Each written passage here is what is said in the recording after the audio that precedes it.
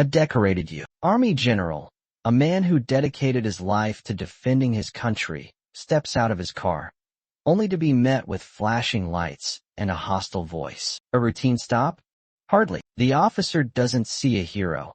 He sees a target. The insults, the humiliation, it all unfolds in front of stunned onlookers. But what this cop doesn't realize, the man he's degrading wields more power than he could ever imagine. And soon, karma will come knocking. But when it does, will justice finally be served?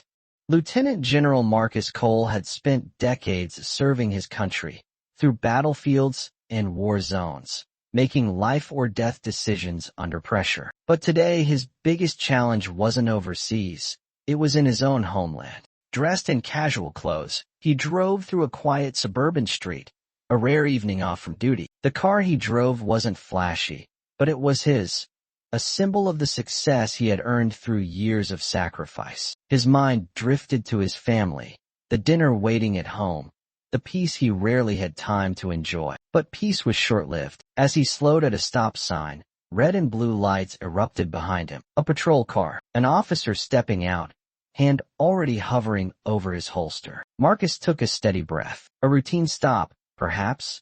But as the cop approached, his eyes weren't scanning the car, they were scanning him. And in that moment, Marcus knew this wouldn't be routine at all. Marcus Cole had faced enemies before, men with weapons, men with hate in their eyes. But never had he felt such quiet, calculated hostility on his own soil. The officer loomed closer, his boots crunching against the pavement, his hand still hovering near his holster. His eyes weren't scanning for a threat.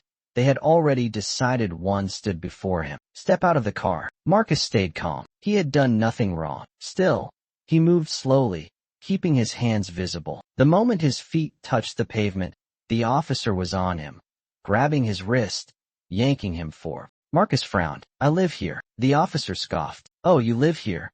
His eyes flicked toward the car, then back at Marcus, sizing him up like a puzzle that didn't fit. Step to the front of the vehicle. Hands where I can see them. A few houses down, a porch light flickered on. A neighbor peeked through their blinds, but quickly disappeared. No one was coming to help. Marcus felt the weight of the moment pressing down. He had been in war zones, had stared down men who wanted him dead, but this was a different kind of battle. A battle he had seen countless others lose. License and registration, the officer demanded. It's in the car, Marcus said evenly. The cop tensed, as if expecting a sudden move. Slowly, Marcus moved carefully, reaching inside. He had trained soldiers, commanded troops, but here, on this quiet street, none of that mattered. His uniform, his rank, his service to his country, none of it could shield him from the assumptions in this officer's eyes. As he pulled out his wallet, something shifted in the officer's stance. Military ID?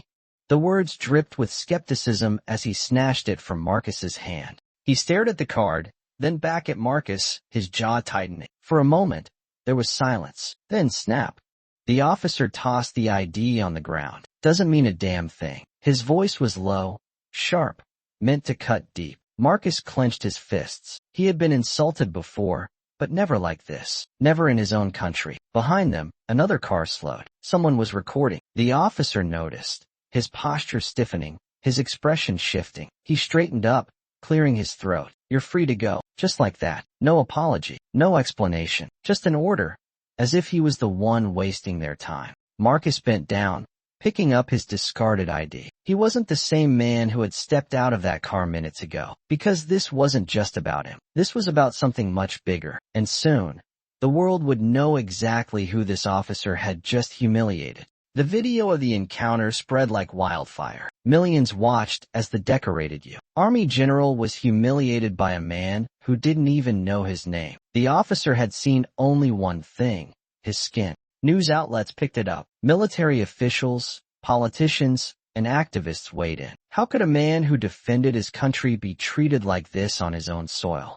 Then came the press conference. Marcus Cole stood tall at the podium, his uniform crisp, medals gleaming under the bright lights. The same uniform that should have protected him that night. He didn't need to raise his voice.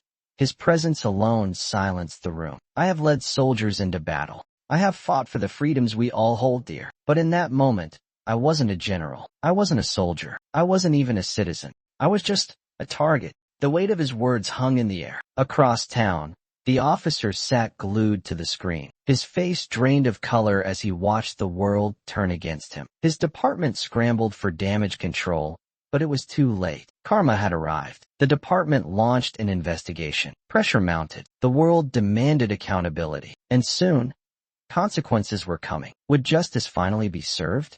Or would this be just another headline, another moment lost to time?